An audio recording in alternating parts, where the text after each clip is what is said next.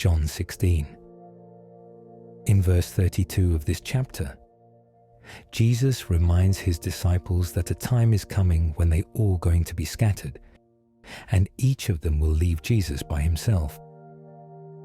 But then he continues on and said, "Yet I'm not alone, for my Father is with me." I think this verse is important to reflect, because even though Jesus knew that his disciples were going to be shaken away by the trouble they were going to face, Jesus had faith and full trust in his heart that he wasn't going to be alone. But God himself was going to be there with him, no matter how great the hardship was going to be like.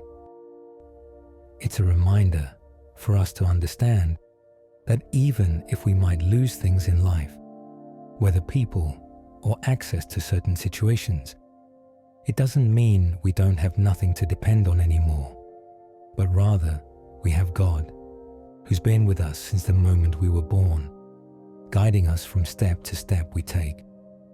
And in fact, he's still with us in the midst of trouble and hard circumstances.